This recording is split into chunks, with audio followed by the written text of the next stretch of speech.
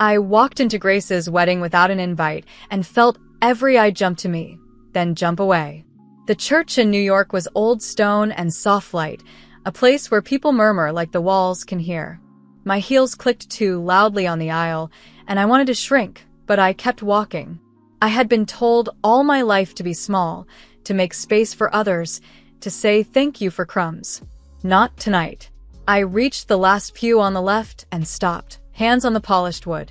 The flowers smelled like sugar, like the cake to come.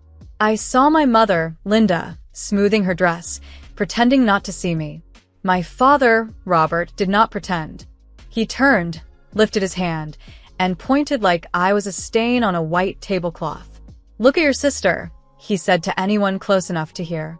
"She's a success. You're a failed girl. No one wants to see you here." His voice was flat, the kind of voice he used when he told me I would never keep a job, never keep a friend, never keep myself. The words fell heavily. I let them hit me and pass through. I had heard worse. I looked at Grace. She stood near the altar, golden and sure. She had that new Miami smile, the one she bought and paid for in neat appointments. She gave me the smallest nod, like I was a delivery person who had taken the wrong door. I thought about the bills that sat quietly in my email, the ones from the band, the florist, the hotel in Manhattan with the Skyline Suites, the dream package with the open bar and the gold chairs. I had paid them all. I had paid for the rehearsal dinner in Boston last month and the bachelorette weekend in Chicago and the custom veil shipped from London, and I had not asked for a thank you. I had signed my name and moved on. No one in that church knew the shape of my life. They did not know about my house in Brooklyn, the brownstone I bought for $3.5 million when the market dipped and the city felt tired.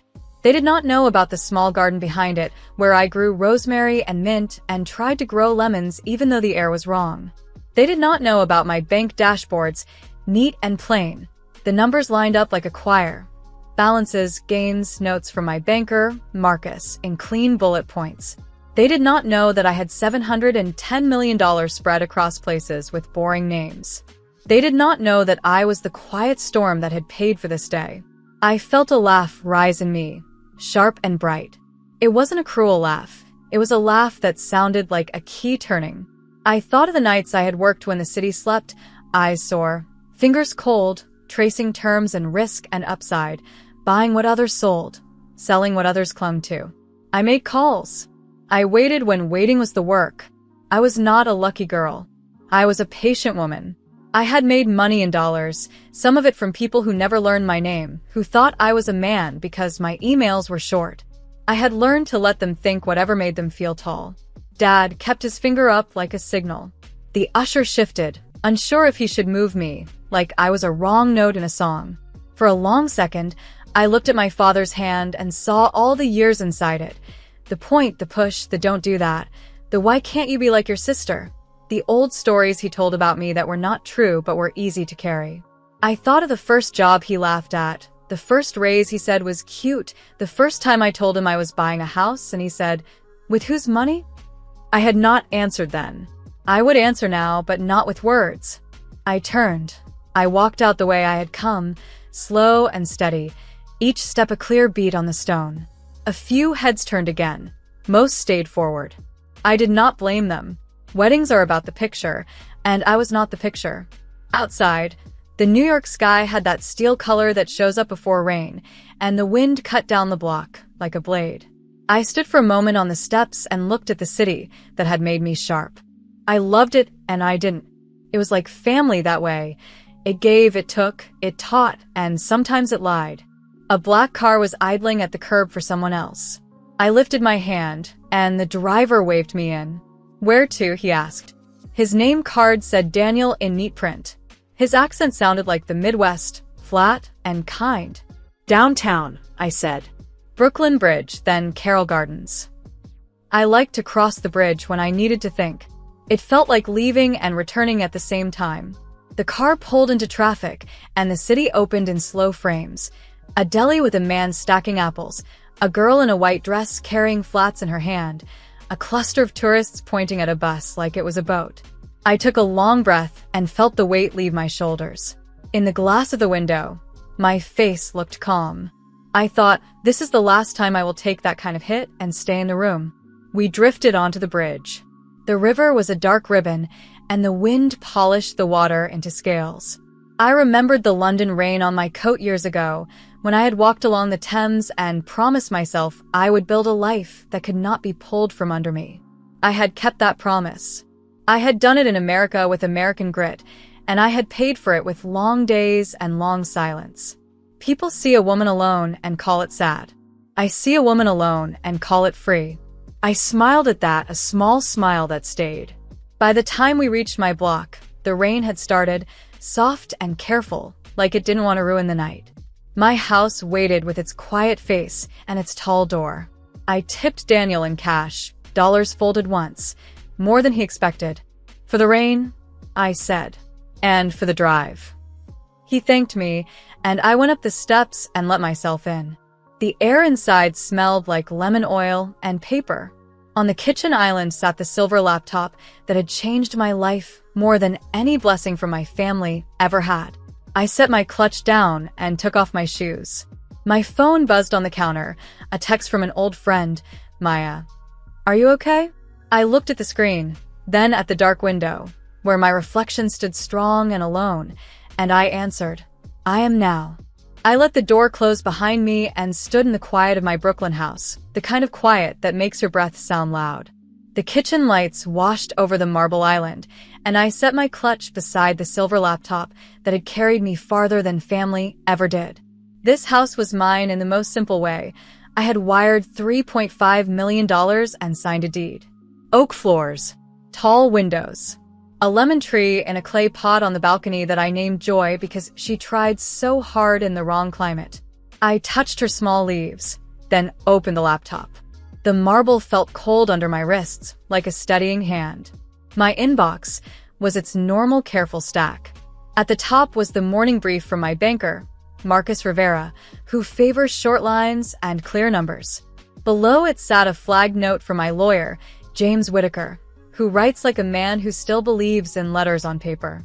James had gathered 3 fresh requests from Grace: a down payment for a condo in Miami, a car upgrade in Chicago, and a luxury flight package to San Francisco for a honeymoon they'd remember forever.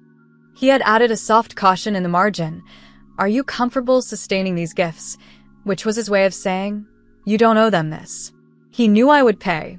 I always had. I paid because money to me was easier than words, and because dollars bought a silence that love could not. Not tonight. I opened the dashboard that showed the network of accounts like streets in a perfect map. Balances lined up in clean rows, each with notes I had written to myself. Park here, move by Q3, cap at $15 million, rebalance 60/40ths. The numbers were simple. The feelings were not. I moved through the list with a calm, I save for storms. First, the cards are tied to my family. I saw the names in small gray text: Robert's fuel card, Linda's boutique line, Grace's lifestyle account, and closed them in order. Confirm, confirm, confirm. Then I ended the autopays for their phone plans, their club dues, and the cloud storage Grace used to back up photos of her new kitchen. I canceled the tiny streaming bill Dad liked to brag about paying, and I smiled when I hit end. I froze the trust that sent Grace $25,000 each month with the note sister stipend, a phrase that had felt cute once and now felt like a lie. When it was done, the dashboard looked like a cleared field after snow. In 5 minutes, I had changed the air in my own life. I sent James a line. All family-linked accounts closed. Trust frozen. Please update letters. And put my laptop to the side. I stood at the window and watched the rain bead down the glass. The city outside kept moving, sirens and tires, and the hum I know by heart. Inside, I felt still, like a new page had been placed in front of me and my pen had been set down with care. My phone buzzed. Maya, are you sure you're okay? I told her yes. She said, dinner? She always offers food when I'm hurt, because she believes in warm plates and chairs that face each other. I love her for that. Not tonight, I wrote. I'm leaving. She sent a heart and then a line that made my throat tight. Proud of you for choosing you. I walked through my house and checked the rooms as if I were a guest who had borrowed them. In the front parlor, the long blue couch faced 2 framed photos of the Atlantic taken from a pier in New Jersey. In the study, a map of America hung above the desk, small flags pinned where I had made my first gains. A battered duplex in Cleveland I had bought for $82,000 in a winter so cold the pipes cracked. A foreclosed cottage near Savannah that I bought for $119,000 and sold 2 years later for $340,000 after sanding, painting, and planting a line of rosemary that grew like a promise. I had a flag in New York for my first million, and one in London for the first deal I closed in pounds, a tiny nod to Europe that made me smile. I did not keep trophies. I kept notes. On the shelf sat a binder labeled, "Rules I Follow," written in a plain hand. Rule 1. Never spend to be seen. Rule 2. Pay in full or not at all. Rule 3. Give without losing yourself. Back in the bedroom, I pulled a small suitcase from the closet. I packed like a woman who has learned not to carry what hurts. 1 pair of jeans, a white shirt that fits just right, a soft navy sweater, sandals, swimwear, 3 paperbacks with bent corners, a linen dress that moves like water, and the gold ring my grandmother left me when she said, "By land, not applause." I slid in a leather folder that held my passport and a stack of cards, all in my name. I added a framed photo of me on a beach, hair wild, eyes half closed, my laugh so real I can hear it when I touch the glass. I zipped the bag and set it by the door. I sat again at the kitchen island and opened a clean page in a thin notebook. I wrote a list in straight lines, the way James taught me in a courthouse hall when I was 23. Find a small house near water. Swim every morning. Speak only when I mean it. Spend on peace. Give, but wisely. I added a last line, go to Hawaii, and underlined it twice. America is large enough to start over inside it, and the word Hawaii felt like a key I had been holding for years. I did not need more time with people who used my money as a mirror. I needed time with the ocean. I sent Marcus a note. Pause discretionary transfers to family. Keep cash levels at $60 million. Move the rest per plan. And he replied in 5 minutes. Understood. Proud of you. I picture him in his glass office near Wall Street, tie loosened, sleeves rolled. A man who knows where every dollar sleeps. Marcus once told me that wealth works best when it is boring. He is right. My money had grown in quiet ways. In long holds, in clean contracts, in ugly houses made good. There were no tricks. There was time. There was patience. There were nights when my only company was a spreadsheet and a clock. Grace called. I let it go to voicemail and then listened. "Hey," she said. "I saw some payment issues. Can you check? The Miami agent is waiting." Her voice sounded like she was walking through a store, like she was touching things that would never belong to her. I thought about calling back. I thought about telling her what Dad said in that church and how it felt like the last match in a damp book, finally caught. Instead, I texted one line, "I'm not funding your life anymore." 3 dots pulsed and then vanished. No reply. I stood, washed my glass, and wiped the counter until the marble shone. My house looked the way I wanted my days to look, clear, honest, paid for. I turned off the lights room by room and left only the small lamp by the door, a warm coin of glow on the floorboards. I lifted my suitcase and felt how light it was. Maybe that was the point, to carry only what I chose. I locked the door behind me and listened to the click. It sounded like a new kind of yes. Dawn met me on the curb with a thin wind and a sky the color of tin. I rolled my suitcase into the car and told the driver to take me to JFK. The streets of New York were quieter than I had ever seen them, as if the city had agreed to stop and breathe with me for a few hours. Storefronts yawned open, a baker swept a square of sidewalk, and a runner crossed against a red light with the bold grace of someone who believes the morning belongs to her. I pressed my palm to the cool glass and felt a small pulse of fear. I had made big choices before. Houses, deals, dollars moved in careful lines. But this choice felt like stepping from a long shadow into a wide field. I said the word in my head, Honolulu, and the word answered back with light. At the terminal, I bought a one-way ticket with the calm swipe of a card that has never been declined. The agent wore red lipstick and wished me a good journey. I said thank you and meant it. As I passed through security, a man in front of me kept apologizing to the guard for his belt, his coins, his phone. I waited and did not rush him. When it was my turn, I lifted my arms, let the machine see me, and walked on. The waiting area felt like a small city, families building forts out of hoodies, couples sharing headphones, a soldier with a backpack too large for his narrow frame, reading a tiny book. I found a seat by the window and watched the line of planes like a string of bright fish. On the plane, I had a window seat. A woman with clear eyes and a soft green scarf sat beside me and tucked her bag under the seat with neat hands. "I'm Emily," she said, and smiled the way people smile when they've been on the road for a while and want to be gentle with strangers. She told me she was flying home after a month in Europe, where the streets are small and the church is tall, and the coffee tastes like it has a history.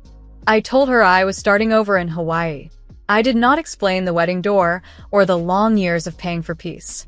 I said I needed sun and salt and a house where the loudest thing at night would be the sea. "Good," she said. "Begin again." It sounded like a blessing, and I took it as one. We rose over New York in a slow, steep arc. The river flashed, the bridges held their lines, and the city spread under us like a puzzle I had solved and carefully put back in its box. Clouds met us and then parted, and America opened below in wide, changing colors. Farmland like quilts, deserts like coins, mountains like knuckles pressed up from the dark. I thought of names that had shaped me: Robert with his hard jaw and his harder opinions, Linda with her quiet smoothing, Grace with her bright, polished need. I let their names pass through me like wind through a screen. I thought of James Whittaker, who told me once that love and money are vines that will tangle if you let them, and that you have to choose the trellis. I thought of Marcus Rivera, who believes money should nap in safe places and only wake for good reasons. They were men who never tried to own me, and for that, I would always be grateful. When the drink cart rattled near, I asked for water and a coffee. Emily ordered tea and a small packet of almonds, then told me about rivers in France, so cold they felt like a dare, and a gallery in London where the walls seemed to breathe. I liked the way she spoke, simple and true. In return, I told her about houses I had turned from wreck to refuge. A duplex in Ohio bought for $82,000 on a winter day when the street was a sheet of glass, a cottage near Savannah with cracked windows and a tired porch that now holds light like a bowl. I told her about dollars placed like seeds and the long patience it takes to watch seeds become shade. She nodded as if she could see each place as I said it. We did not talk about the number, $7-10 million, which sits in my mind like a quiet lake. We just talked about the work, the way a door feels when it opens for the first time after a long repair, the way a room smells when paint finally dries. Hours passed in the ordinary way that makes flying surreal. I wrote in my thin notebook, the one with the soft cover that fits in the pocket of my coat. I wrote about a small house near water, about swimming at sunrise, about speaking only when I mean it. I wrote that I would spend on peace and give, but wisely. I wrote that I would let Hawaii teach me how to be still. I thought about price without flinching, the plane ticket, the house I would buy, the fresh start that costs nothing and everything at once. I thought of pounds I once earned in London and how I had smiled at the conversion, as if it were a small riddle only I could solve. Money to me is not noise. It is a set of choices waiting to be made. I want those choices to sing. When the cabin dimmed and shade slid down, I rested my head against the window and watched the wing cut the light. Sleep came like a tide. In the drift of it, I saw my father pointing at me again, but this time his finger wilted into a leaf and fell. I saw my mother's hands smoothing a dress that would never lie flat. I saw Grace in a kitchen with tall white walls, reaching for a bill that would not arrive. I did not feel cruel. I felt clean. I felt like a woman who had finally placed her own name on the deed to her life. I woke to the soft clink of ice. The flight attendant smiled and asked if I wanted anything. "More water," I said, and she brought it like it mattered. Emily was asleep, her scarf a pool of green at her throat. I Open the shade an inch. The ocean looked like brushed steel rolling to the edge of the earth. Somewhere down there was the line that would become my porch view, the waves that would set the tempo of my days. I pressed my palm to the glass like I could touch the air that would soon be in my lungs. When the captain spoke, "We'll be landing in Honolulu shortly," the cabin stirred like a field of grass in the wind. People stretched and sat up and began to gather their small worlds. I tucked my notebook away, set my shoulders back, and felt the old city slide from my bones. Emily woke and smiled and squeezed my hand in a quick, friendly way. "You're going to be fine," she said. I believed her. We dropped through a bank of cloud, and then the island rose to meet us, green and gold and edged with white. I thought of the house I would find. Cedar siding, wide windows, a porch that faced the sea. I thought of wiring the funds without a tremor, dollars flowing like a river toward a home that would keep me. I thought of mornings when I would walk to a market and learn the names of fruit by taste, not by price. I thought of nights when the waves would speak in a voice older than any story told about me. The wheels touched down with a soft shiver. I felt it in my chest. We had arrived, and so had I. Hawaii met me with warm air that smelled like rain and salt. In Honolulu, I signed for a cedar house with wide windows and a porch that faced the sea. The price was $4.2 million, wired in one clean move from an account that never shakes. The realtor, a calm woman named Rachel, handed me the keys and said, "Welcome home." I believed her. The house had pale floors, a long table, and a blue couch that matched the morning sky. I kept the rooms light and spare, the way I wanted my days to be. I slept that first night with the doors open to the sound of waves. I woke at sunrise and walked down to the water. The ocean was silver at the edge and deep blue farther out, as if the day were being poured in. I swam an easy line along the shore and let my breath set the rhythm. Later, I walked to the market with a canvas bag and learned the names of fruit by taste, not by price. A man at a stall, Daniel from Boston, cut a slice of pineapple and said, "On the house." I paid anyway in dollars and he laughed. "You're stubborn," he said. "I'm steady," I said. By the end of the week, I knew my neighbors. There was an old surfer named Ben who had a white dog and a soft voice. There was a teacher named Olivia who grew herbs on her porch and traded mint for lemons from my tree. There was a carpenter named Aaron who fixed the porch rail without trying to sell me 10 other things I did not need. "You look lighter every day," Ben told me one morning as we watched the water roll in. I said, and felt the truth of it move through my chest like a small tide.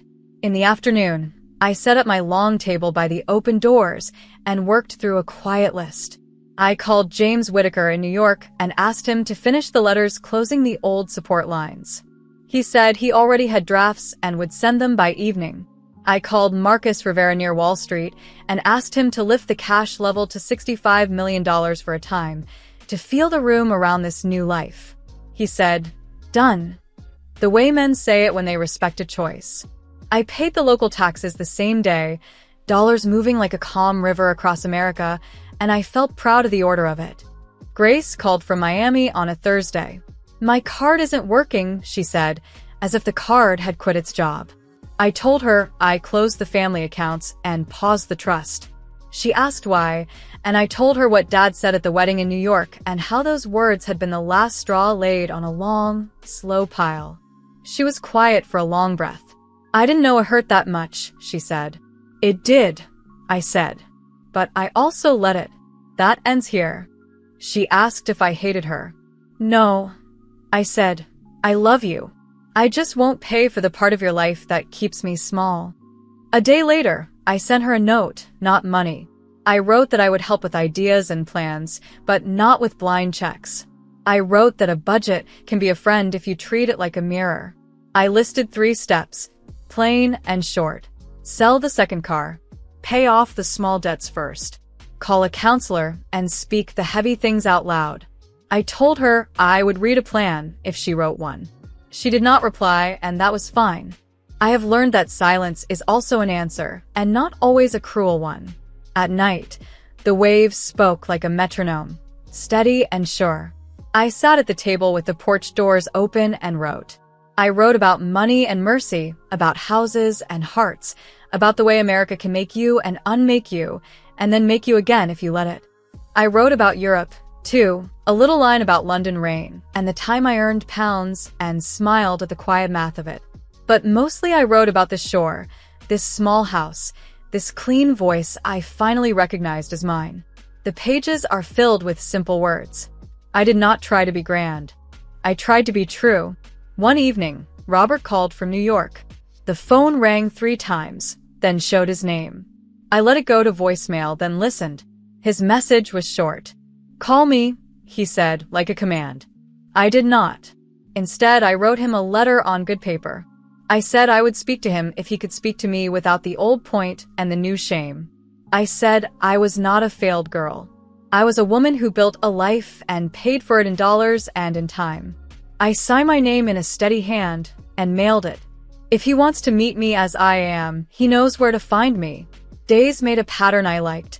Swim, market, work, walk, write, rest. I learned the water by color and the wind by sound. I learned which nights the stars felt near and which mornings the birds began before the light. I kept the house simple and cared for. I repaired a hinge, oiled a door, and ordered a rug that felt like soft grass under bare feet.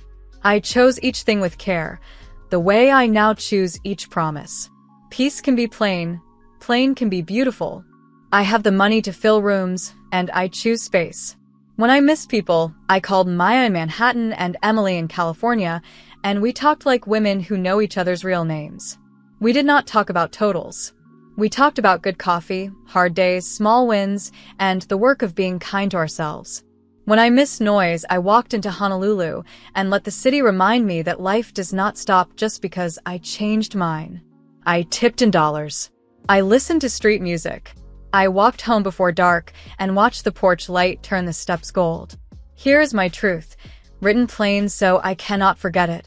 I was called failed, and I walked away. I closed the doors that hurt me. I opened the ones that face the sea. I own my life the way I own this house. Paid in full, cared for daily, shared with care. If you ever meet me on this shore, you will hear me say it without heat or haste. I left, I learned, and I am free. And when the tide moves in and out like a long breath, I answer it with my own.